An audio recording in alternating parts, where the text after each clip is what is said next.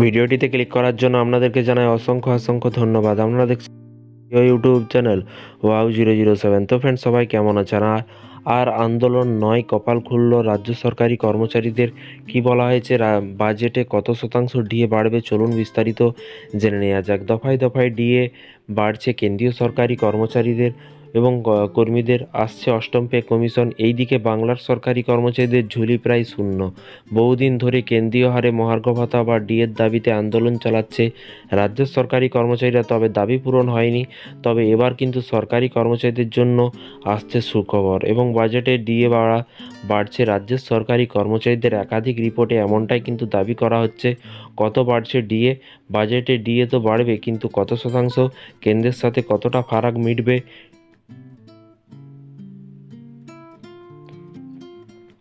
Report বলছে পশ্চিমবঙ্গ রাজ্য সরকারি কর্মচারীদের 4% থেকে 6% পর্যন্ত মহার্ঘ ভাতা বা ডিএ বাড়ানো হতে পারে। এই মুহূর্তে এই বিশেষ অর্থ দপ্তরের অভ্যন্তরীণ আলোচনা কিন্তু চলছে এবং কনফার্ম কিছু জানা যায়নি। সরকারের তরফে কিছু বলা হয়নি। উল্লেখ্য, পরপর দুবার আগে বাজেট পেশের সময় রাজ্য সরকারি কর্মচারীদের মহার্ঘ ভাতা বৃদ্ধি করেছিল মমতা সরকার। এবারেও কি তেমন কিছু হতে চলেছে, আশায় সরকারি কর্মচারীরা।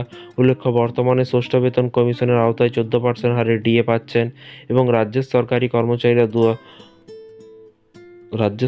কর্মচারীরা কিন্তু 2023 সালে বাজেটে 3% ডিএ বাড়িয়েছে মমতা সরকার। গত বছর অর্থাৎ 2024 সালে বাজেটে কিন্তু রাজ্য সরকারি কর্মচারীদের ডিএ 4% বাড়ানো হয়েছিল।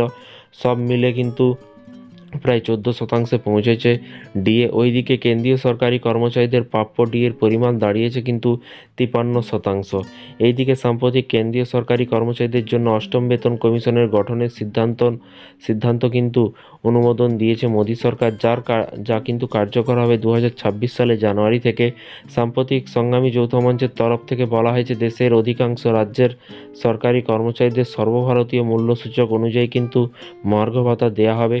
তবে এই বিষয়ে পশ্চিমবঙ্গ সরকার একেবারে কিন্তু ব্যর্থ।